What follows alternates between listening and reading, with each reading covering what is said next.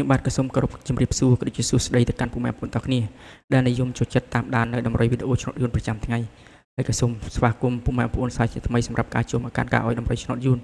របស់ Channel តំបន់ឆ្នោតយើងខ្ញុំបាទសម្រាប់ថ្ងៃនេះដែរ admin មានលេខនៅតម្រុយថ្មីសម្រាប់ចែកជូនពុកម៉ែបងប្អូនទាំងគ្នាទស្សនាយទៅផ្សងសំណាងសម្រាប់ត្រូវនៅថ្ងៃទី27 ខែ5 2026នេះផងដែរហើយមុនឈានទៅដល់ការឲ្យតម្រុយរបស់ admin ក៏សូមចិត្តពុកម៉ែបងប្អូនទាំងគ្នា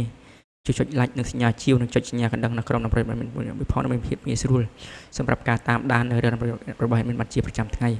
ហើយក៏ដូចជាលើកទឹកចិត្ត admin ស្វែងរកលេខនិងធ្វើតម្រុយថ្មីសម្រាប់ចែកជូនពុកម៉ែបងប្អូនគ្នាទស្សនាទៅផ្សងសំណាងអញ្ចឹងឲ្យពុកម៉ែបងប្អូនទាំងអស់គ្នារងចាំខាប់ពីវេលាយូរយើងជឿទៅមើលសម្រាប់តម្រុយថ្ងៃនេះតែម្ដងទៅបាទសម្រាប់តម្រុយថ្ងៃនេះដែលមាន admin មានលេខសម្រាប់ចែកជូនពុកម៉ែបងប្អូនមានដូចជាលេខអូ2លេខហើយនិង3លេខបាទចំពោះ2លេខអូចំពោះ2លេខអូ admin មាន2គ្រាប់សម្រាប់ចែកជូនពុកម៉ែបងប្អូនមានដូចជា60អូហើយនិង70អូបាទហើយចំពោះ2លេខadmin មាន4គ្រាប់សម្រាប់ចែកជូនបងប្អូនទាំងអស់គ្នាដូចជា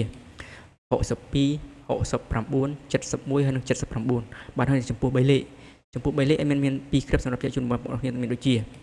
857គុណនិង649គុណបាទសម្រាប់ទាំងអស់នេះដែរបើសិនជាពុកម៉ែបងប្អូនទាំងអស់គ្នាស្រឡាញ់ទៅពេញចិត្តចង់បានលេខតម្រុយ admin YouTube ផ្សងសំណាងពុកម៉ែ YouTube ផ្សងសំណាងលេខបាននៅម៉ោង4កន្លះក៏បានម៉ោង6កន្លះក៏បានអញ្ចឹងតម្រុយបានក្នុងនេះបានឈានដល់ទីបញ្ចប់ជាចុងក្រោយ admin ក៏សូមថ្លែងអំណរគុណដល់ពុកម៉ែបងប្អូនទាំងគ្នាដែលខំចំណាយពេលវេលាមានតម្លៃខំតាមដានដល់តម្រុយបានពីដើមរហូតដល់ចប់ admin ក៏សូមជូនពរបងប្អូនទាំងគ្នាដែលបានយកលេខតម្រុយ admin ពីលេខ3លេខផ្សងសំណាង admin សូមជូនពរហើយនឹងសំណាងល្អទាំងអស់គ្នា